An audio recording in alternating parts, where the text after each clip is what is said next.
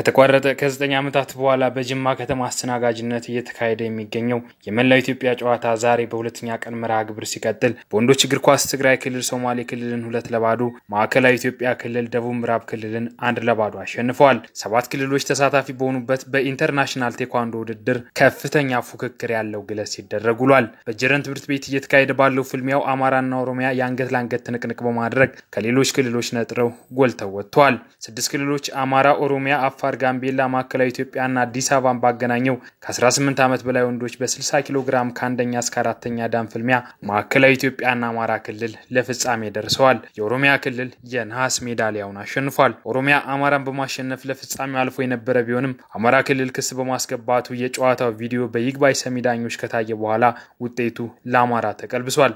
አማራ የሜዳሊያ ደረጃ ውስጥ የገባው አፋርን በመርታት ሲሆን ኦሮሚያ በበኩሉ ጋምቤላን በሰፊ ልዩነት በማሸነፍ ነው። በፍጻሜው ነገ ከአማራ ጋር የሚፋለመው ማዕከላዊ ኢትዮጵያ አዲስ አበባን ካሸነፈ በኋላ በእጣ ነው ለፍጻሜው ያለፈው። በሴቶች ከ18 ዓመት በላይ 58 ኪሎ ግራም የቀይ ቀበቶ ፍልሚያ አማራ ክልል ከኦሮሚያ ለፍጻሜ ደርሰው በኦሮሚያ አሸናፊነት ተጠናቋል። የዚህ ፍልሚያ ውሳኔም እንደ ወንዶቹ ሁሉ ቅሬታ ቀርቦበታል። 5 ክልሎች ተሳታፊ በሆኑበት ፍልሚያው አማራ ማዕከላዊ ኢትዮጵያን፣ ኦሮሚያ ደግሞ የአዲስ አበባን አሸናፊ ደቡብ ምዕራብ ኢትዮጵያን በመርታት ነበር ለፍጻሜው የደረሱት።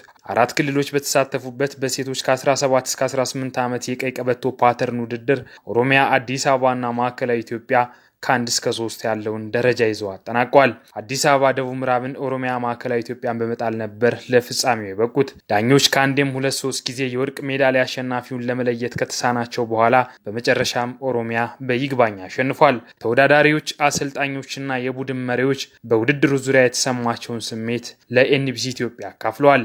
ለምሳሌ አሁን እሷ ከሜዳ እየወጣች ነበር እየተጫወተች የነበረ። ከሜዳ መውጣት አንድ ጋምጁል ያስቀጣል።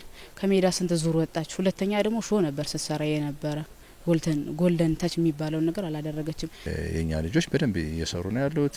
ተመልካችንም እያጨበጨበላቸው ነው ያሉት። ትክክለኛ ስራ እየሰሩ ነገር ግን በተቃራኒ ወይም በደጋፊ ጩኸት ውጤት ሲቀለበስ ያየንበት ሁኔታ አለ። ይሄ ባይሆን ጥሩ ነው። ምክንያቱም የተመልካችንም ሆነ የስፖርተኛን ባህሪ ይለውጣል። እንደዚህ አይነት ኢፍትሃዊ የሆነ ህግ ካልተተረጎመ ትንሽ የባህሪ ለውጥ ይመጣና የውድድሩ መንፈስ ይቀይረዋል። አሁንም ምለው ዳኞች ተገቢውን በዘርፉ የሚጠይቀውን የዳኝነት አግባብ ተግባራዊ ማድረግ የሚጠበቅባቸው መተርጎም ነው የሚጠበቅባቸው። በጣም ይከብዳሉ። ግን እነሱም ሰርተው ስለመጡ እኔም ሰርቼ ስለመጣው በጣም በእኔ ላይ የለፉ ተሰልጣኞች ስላለኝ በእነሱ ጥረትም አሸንፌያለሁ። ይከብዳል በርግጥ በዚህ በጥረቴ ብቻ ሳይሆን ፋሚሊም ስለሚያግዙኝ ብዙም እንትን አይልም።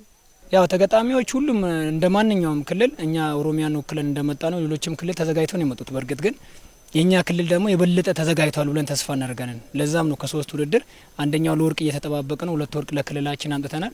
በቀሪዎቹ ውድድርም ደግሞ ወርቅ እንደምናመጣ ባለሙሉ ተስፋ ነን። ተደጋጋሚ ክስ እየቀረበባቸው ያሉት ዳኞች በበኩላቸው ስራቸውን በገለልተኝነት መርህ ያለ እንከን እየከወኑ እንደሆነ አስረድተዋል። መሰል ቅሬታዎች በ10 ደቂቃ ውስጥ በይግባኝ ሰሚ ከፍተኛ ዳኞች አማካኝነት ምላሽ ይሰጥባቸዋልም ተብሏል። ውድድሮች ይደረጋሉ። አሸናፊና ተሸናፊ አለው።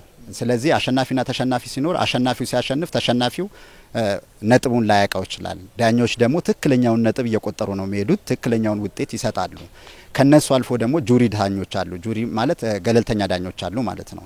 በነዛ ዳኞች የተገለጸው ውጤት ቅሬታ ከፈጠረባቸው ወደ ከፍተኛ ዳኞች ይሄዳል። ከፍተኛ ዳኞች ደግሞ በካሜራ አይተው ካሜራ አለ ምንም ነጥብ አይዘልም ምንም ነገር ለማንም ሳያዳሉ ገለልተኛ ዳኞች ደግሞ በስነ ስርዓት ቁጭ ብለው በኮምፒውተር አይተው ውጤቱን ይገልጻሉ ማለት ነው።